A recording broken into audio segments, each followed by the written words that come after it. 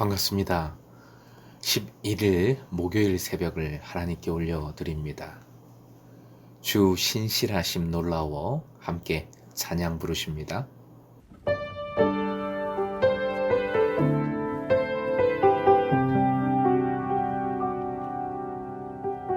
주 신실하심 놀라워 죄인의 마음 흔드네 자비의 물가로 인도하시니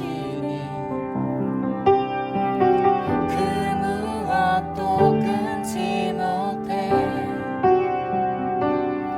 주여 기억하소서 주 백성 자녀들 신실한 주님의 약속 주님의 은혜 내게 넘치네 나를 향한 주 은혜 주님의 은혜 내게 넘치네 나를 향한 주 은혜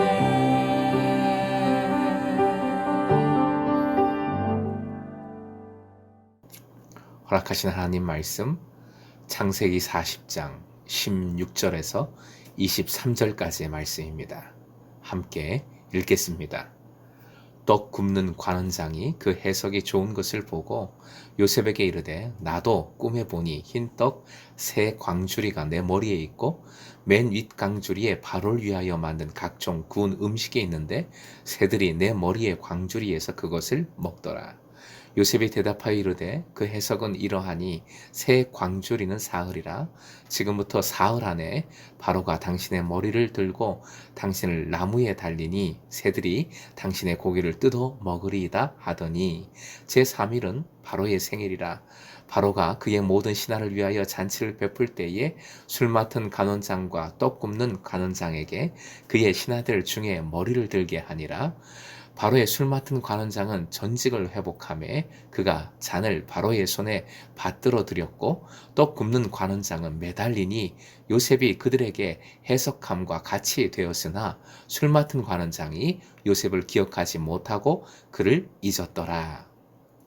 오늘의 기도 제목 주님 약속 믿고 인내할 때에 변화되고 성숙해져서 소망을 보게 하소서. 주님 약속 믿고 인내할 때에 변화되고 성숙해져서 소망을 보게 하소서. 16절 그 해석이 좋은 것을 보고 라는 표현이 나옵니다. 일종의 세상적인 관점입니다. 좋은 게 좋은 것이지요. 다 같을 수가 없는데 나에게는 다른 것인데 무조건 좋은 걸 따라갑니다. 떡 맡은 관리가 자신의 꿈도 그래서 요셉에게 바로 이야기를 합니다. 하지만 애석하게도 18절 19절의 해석 내용을 보면 떡 맡은 관원장에게는 청천벽력과도 같은 내용입니다. 해석이 일부러 좋은 것이 아닙니다. 하나님의 뜻이요 말씀입니다. 말씀을 사람의 마음 때문에 곡해 해서는 안 되지요. 상대방에게 참 어려운 내용이지만 요셉은 말씀대로 그대로 전합니다. 매정해 보이지만 원어상의 표현은 매우 정중합니다. 정중하면서도 내용은 한치의 가감 없이 그대로 전하고 있습니다. 이러기가 쉽지 않은데 요셉은 부드러우면서도 단호합니다. 하나님의 말씀에는 가감이 없어야 하기 때문입니다. 20절 왕의 생일을 맞아 사면 조치가 시행되었습니다. 두 간원장이 다 머리를 들게 하니라 부름을 받았습니다. 하지만 한 사람은 복직되고 한 사람은 죽음을 맞이합니다. 21절 22절 꿈대로 이루어진 것이지요. 요셉은 하나님의 이러한 역사하심을 이미 확신한 듯합니다. 그래서 14절, 15절 본문 앞에 보면 이미 술 맡은 관원장에게 잘 되었을 때 자신을 기억해서 바로에게 말해달라 부탁을 했었지요. 자신이 히브리인이라는 것과 자신의 결백을 주장했습니다. 사실 아무리 최고 관리라 해도 타국인 죄수를, 그것도 주인의 아내를 범하려고 했던 범죄자를 왕에게 이야기하는 것 자체가 우스운 것이지요. 말이 안 됩니다. 더구나 자신도 겨우 회복된 처지의 말입니다. 그러나 요셉은 하나님의 역사하심을 믿고 당당하게 이런 부탁을 했습니다. 꿈 해석대로 되었을 때 요셉은 진짜 크게 희망을 걸었을 겁니다. 기대를 했을 겁니다. 그런데 23절 40장 맨 끝절은 절망을 이야기합니다. 화면 보시고 함께 그 표현 읽겠습니다. 기억하지 못하고 그를 잊었더라. 복직된 술 맡은 관원장이 요셉을 까맣게 잊어버린 겁니다. 본문의 바로 뒤 41장 1절을 보면 이로 인하여 요셉은 2년간 더 감옥 신세를 집니다.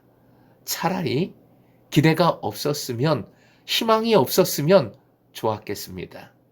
아마 하루하루가 이제는 더 견디기가 힘들었을 겁니다. 전에 말씀드린 시간의 고난이 더 심해진 것이고, 게다가 희망 고문의 고난, 절망의 고난이 더해졌습니다. 그러니 하루하루 더 힘들었을 겁니다. 하지만 이 모든 것은 하나님의 손안에 있습니다. 하나님의 역사하심입니다. 하나님께서 요셉을 이렇게까지 철저하게 훈련시키시고 계시는 겁니다. 화면 보시고 함께 읽겠습니다. 사람은 잊지만 하나님은 기억하신다. 한 번 더요. 사람은 잊지만 하나님은 기억하신다. 이 절망과 그 속에서의 시간의 고통조차 요셉은 하나님을 신뢰하며 이겨냅니다. 사랑하는 금성의 제자 여러분, 그리스도인이라면 누구나 다 요셉을 좋아하지요. 이유는 형통했으니까, 놀라운 성공을 거두었으니까. 하지만 본문의 내용처럼 요셉이 받은 고통도 함께 좋아해야 합니다. 받아들여야 합니다. 될 듯 안 되는 희망 고문의 시간들이 연속되는 것, 계속 결국 나빠지기만 하는 상황이 연속되는 것, 이게 가장 큰 고난 아니겠습니까? 사랑하는 금성의 제자 여러분, 행여 이런 고통 속에 있다 할지라도 약속의 말씀을 붙드십시오. 개인뿐만 아니라 공동체가 그러해야 합니다. 교회가 지금처럼 위기의 상황을 겪은 적이 없습니다. 그런데 이런 위기가 계속되고 호전될 결정적인 한방이 보이지 않습니다. 그러나 교회의 머리가 되신 주님은 이미 십자가와 부활로 승리를 이루셨고 교회를 통해 계속해서 역사하신다 약속해 주셨습니다. 이 약속 믿고 주님 의지하여 인내할 때 상황이 바뀌지 않아도 뭔가 이것을 해결할 수 있는 방법이 보이지 않는다 할지라도 내가 성숙해집니다. 내 안목이 바뀝니다.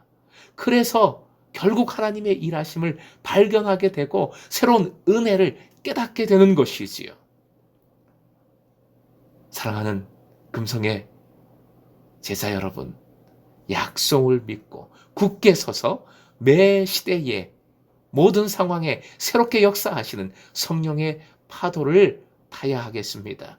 변질이 아닌 변화로, 희망 고문이 아닌 희망 실현으로 주님의 약속을 이루어야 하겠습니다. 오늘도 하나님의 기억하심을 기억하고 약속의 말씀을 내가 붙들고 주님의 승리를 의지하여 인내함으로 새로운 은혜를 반드시 발견하고 누리는 여러분 되시길 주님의 이름으로 축원드립니다.